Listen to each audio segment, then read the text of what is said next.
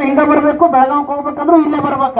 ಅದಕ್ಕೆ ಇವತ್ತು ಹೆಂಗ ಸೇರಿರಲ್ಲ, ನಾಳೆ ಮೆಣಸಿನಕಾಯಿ ದಲಾಲ್ರಿ ಏನ್ ಹೋಯ್ತಿರ್ತಾರಲ್ಲ ನಮಗ ಕಲ್ಲು ಚಪ್ಪಡಿ ಎಳದ ಕಾಸ, ಅವಾಗನೂ ಕೂಡ ಹಿಂಗ ಎಲ್ಲಾರು ಸೇರಿ ನೀವೆಲ್ಲರೂ ಒಗ್ಗಟ್ಟಾದ್ರೆ ನೀವೆಲ್ಲ ಉಳಿತೀರಿ. ಇಲ್ಲ ಅಂತಂದ್ರೆ ಉಳ್ಯಾಕ್ ಸಾಧ್ಯ ಇಲ್ಲ.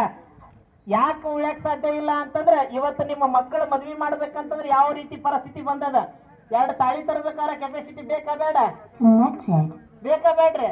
2 ತಾಳಿ ಕಿಮ್ಮತ್ ಎಷ್ಟೈತಿ? 1 ಗ್ರಾಮಿಗೆ 13,000 14,000. ಇನ್ನು 2 ಗ್ರಾಮಿನ ತಾಳಿ ಮಾಡಿಸ್ಬೇಕಂತಂದ್ರೆ ಎಷ್ಟು ಟನ್ ಕಬ್ಬು ಬೇಕು? ನಮ್ದು 10 ಟನ್ ಕಬ್ಬು ಬೇಕು. 1 ಎಕರೆಗೆ ಎಷ್ಟು ಟನ್ ಬೆಳಿತೇವೆ ನಾವು? 20-25 ಬೆಳಿಬೇಕಂತಂದ್ರೆ ರಾಮ್ ಆಗಕತ್ತದ. ಇವರು ನಮ್ದು ವರ್ಷಕ್ಕೆ 10 ಎಕರೆ ಹೊಲ ಇದ್ದಾವ ಏನು ಕಬ್ಬು ಬೆಳೆದ ರೊಕ್ಕ ತಗೋತಾನಲ್ಲ, ಒಬ್ಬ MLA ಏನ್ ಸಿಗತೈತಿ? ಅಷ್ಟ ಪಗಾರ ಸಿಗತೈತಿ. ಏನು ಬರೀ ಮೊಬೈಲ್ ರಿಚಾರ್ಜ್ ಅಷ್ಟು ಕೊಟ್ಟಿರ್ತಾರ ಅವಾಗ. ಅವ್ ಓಡಾಡು ಪೆಟ್ರೋಲ್ ನಮ್ಮದು, ಅವ್ ಅಡ್ಡಾಡು ಕಾರ್ ನಮ್ಮದು, ಅವ್ ಉಣ್ಣು ಊಟ ನಮ್ಮದು, ಅವ್ ಇರೋ ರೂಮ್ ನಮ್ಮದು.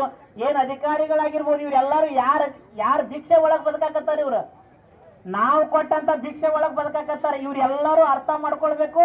ಅರ್ಥ ಮಾಡ್ಕೊಂಡ್ರ ಮುಂದಿನ ಜನ್ಮದೊಳಗ ನೋಡ್ರಿ, ಈ ವರ್ಷ 1 ದಿನ ಮೋಸ ಮಾಡ್ಬೋದು ಅನ್ನೋಡ್ರ ರೈತರಿಗೆ, ಅಧಿಕಾರಿಗಳಾಗಿರ್ಬೋದು ರಾಜಕಾರಣಿಗಳಾಗಿರ್ಬೋದು. ಇವತ್ತು ಇದೇನು ಕತ್ರಿಯಾಗಿ ನಿಂತು ಹೇಳಕತ್ತಿದ್ದೇನೆ, ನೀವು 1 ದಿನ ಮೋಸ ಮಾಡ್ಬೋದು, 1 ವರ್ಷ ಮೋಸ ಮಾಡ್ಬೋದು, 10 ವರ್ಷ ಮೋಸ